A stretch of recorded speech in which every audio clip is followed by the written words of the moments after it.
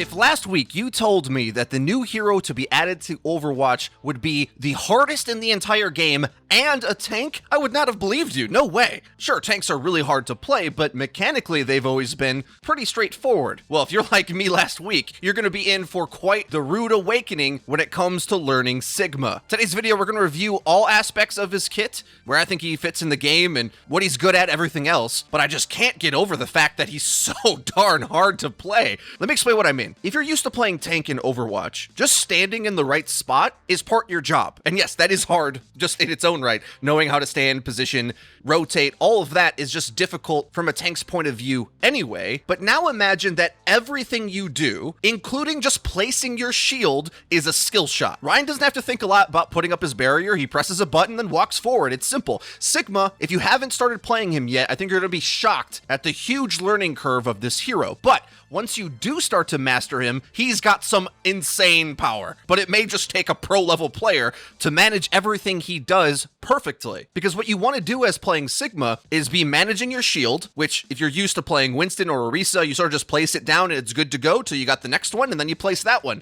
Nuh-uh. Sigma, you have to be constantly sending it out and bringing it back so it recharges, while also playing the FPS game, hitting all the rest of your abilities. So I think when you guys pick him up, the first thing that you want to do is remember that managing your shield is your first concern, because you don't want to just leave it out so it gets shot, because then just like a Rhine barrier, it gets wasted, right? Like you want to be actively blocking, making space. Then when you can afford to pull it back, you do so. And once you learn to do that, you can get in a pretty cool rhythm where you actually can actively send the shield out to block abilities. A few times in this gameplay, I block Roadhog from following up on his hook, catch a few pulse bombs, big cooldown, stuff like that. It isn't as simple as like the infinite Orisa barrier that keeps refreshing on cooldown that you just plop down, set it, and forget it. Instead, you have to be actively using it all the time and attempting to conserve it when possible. That's just the basics of his shield, which again, most tanks are way simpler than this. Everything else he does is complicated too, where now, while doing that, you kind of find a sweet spot where you also want to be at sort of an ideal mid-range for you to both be able to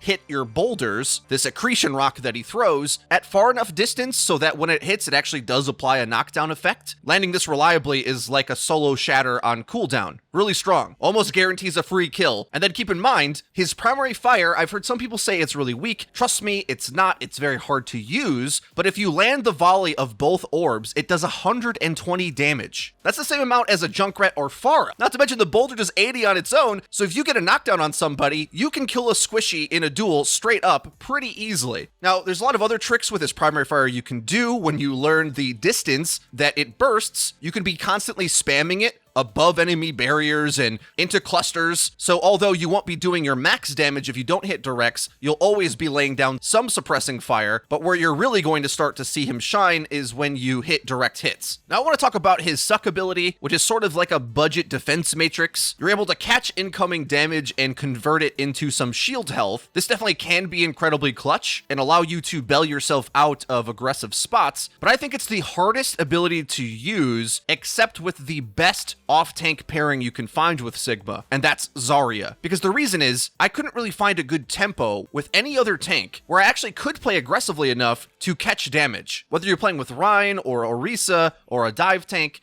the synergies don't really feel there for me, which is probably Sigma's biggest weakness right now. I think he's only good with Zarya, but he's incredibly good with Zarya. Like, so good, I'm actually questioning that at the high levels of play anyway, there doesn't feel like much point to even go for Reinhardt, because Sigma does a lot of the same things Rhine does, while also making all these other crazy plays. Yes, if you're not skilled enough to land them, of course, well, Rhine is more straightforward, but in many ways, I think Sigma is just a power-crept version of that Rhine-Zarya combo. Reason being, oftentimes, we want our main and off tanks to be able to synergize together. The dive tanks back in the day went off and did the same thing. Orisa Hog right now has an amazing synergy for halt hook combos.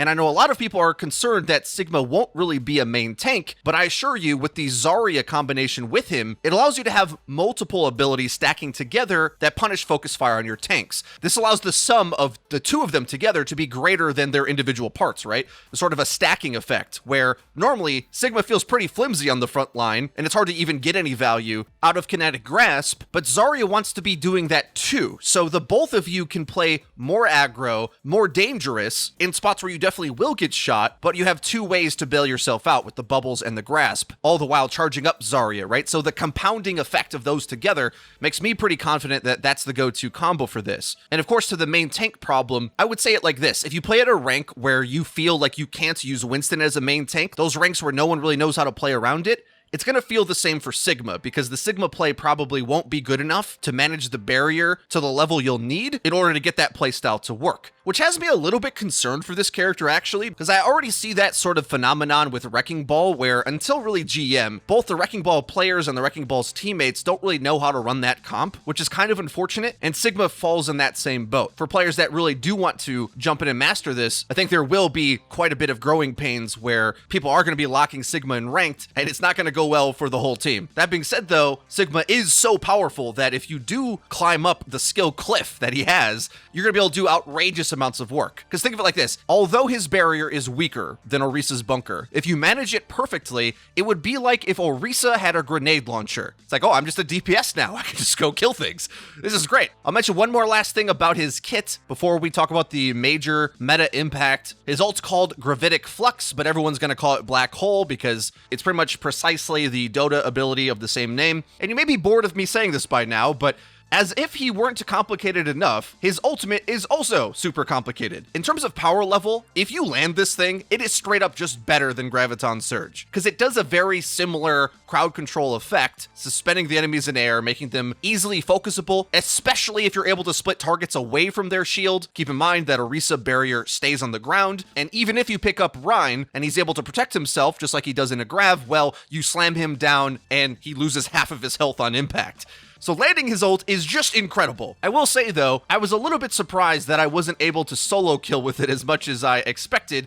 You still do need some follow-up because there is a lot of powerful healing and sustain abilities in the game where if you don't follow up on that time window, there's plenty of support characters that can bail you out of losing half your health. It sounds like an incredible amount, and in some ways it is. Like if you land Black Hole on a Winston ult, it's going to do 500 damage, which is just incredible. The only thing that does more than that in a burst, I think, is Diva Bomb. And also there's some high-level focus fire you can do where when they're suspended in air, you do not want to focus the same target. Instead, you want to get everybody at about half health so that when the slam comes down, it finishes them off. Because if you put all your focus on the tank who's going to die anyway, but you let other things survive, that's not as much value. But that sort of advanced stuff we'll talk about more in future videos. The nutty thing about his ult, with how complicated it is that you can sort of use it as an escape or an offensive tool. It's his only movement ability, but once you press it, you're able to just fly. So you go wherever you want. That alone is pretty strong. Okay, that's like Valkyrie ult, right? While doing that, you can select on the ground just like Doomfist ult to queue up the black hole to land. And I believe as long as you click that button, the black hole will come through. But if you don't click it fast enough, you can get shot and then lose your ability to pop black hole. So at least for me at the moment, I feel like you kind of want to just select right away so they don't have much time to react and you can't just immediately die and lose it.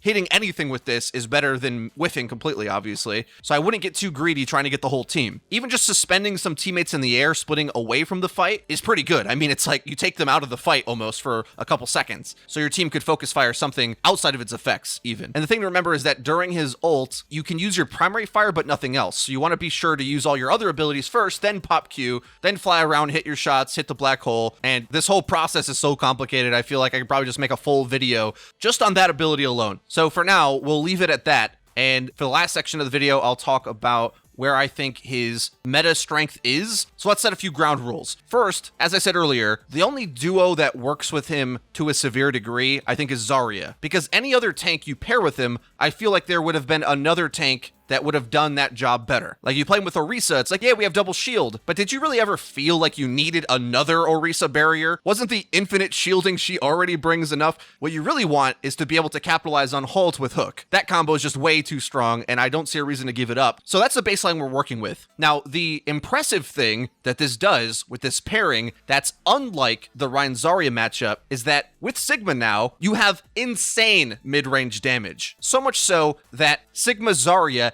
definitely styles on Orisa Hog. It is super good. Now granted, she gets more shield than you, but you have so much damage and the ability to, I want to say skill shot, but from now on I'm going to say skill shield. You can hit a skill shield in time to block a lot of what they want to do. Like you can put a shield right in front of the Halt, for example, to block it, or time it for when the hook's going to come through anyway. All the while, you're just pounding on her barrier, which wasn't really an option for the Rein-Zarya matchup because Rein had to get past the barrier, which was just really hard. She kept running away. She CC'd him and everything, and it was just a nightmare. Until Rein gets buffed, he's not really going to be able to deal with that matchup as well as Sigma can, because remember too, Roadhog hates getting stunned, Boulder stuns him, which can interrupt his hook or stop his self-heal. Also as well, the static shield of Orisa is weak to Black Hole. You separate the team away from the shield, and his primary fire explodes, so you can actually place it above barriers that are stationary and get damage in that way. So there's just so many things that make Sigma good against Bunker. But what's Sigma weak against? Well, I would say Reinhardt and Winston, and especially Wrecking Ball. Anything that wants to run at you or dive at you, Sigma looks really weak.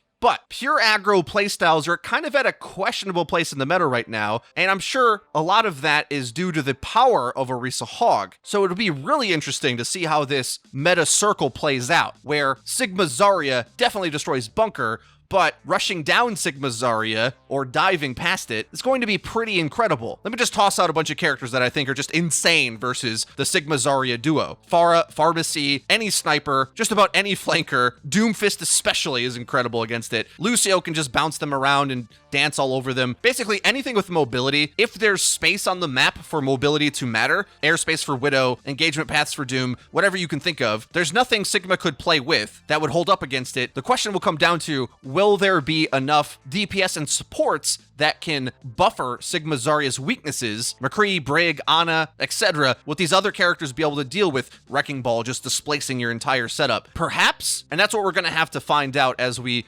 all engage with this patch. It's going to be quite the wild ride figuring this all out. I feel like I've talked forever and there's so many more interactions that I want to speak on. For example, the combination of Black Hole and Graviton Surge have insane synergy to just guarantee team fights as well. On the other hand, I am worried that Reinhardt really isn't going to get his place in the sun, at least at the high levels of play, when Sigma play is good enough. A lot of times in this gameplay, I struggle to place my shield precisely how I want it. It's something that I'm learning how to do, because you have to stand up straight and look straight at a 90-degree angle to make sure the shield places that way. I'm not used to that. With Orisa, you can just toss it down and it set up perfectly. And that's important because against something like Earth Shatter, which charges way quicker than your tank ults, it's going to be pretty hard to block Earth Shatter with Sigma. However, I don't think impossible.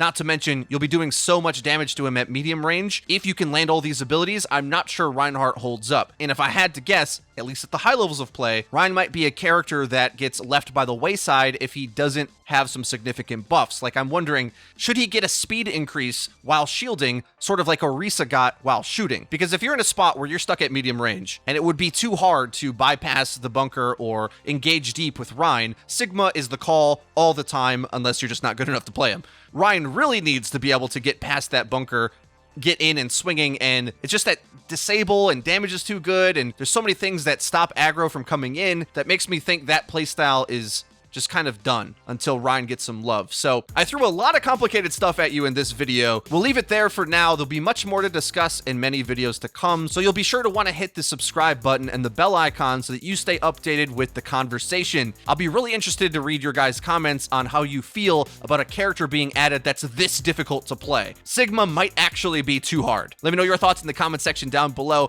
and if you haven't already, please be sure to leave the video a like if you did enjoy it. It really helps us out, and link to the description is our Twitter, where we tweet out news, updates, and dank memes. That's been it for me. I've been Freedo for Your Overwatch. We'll see you guys next time.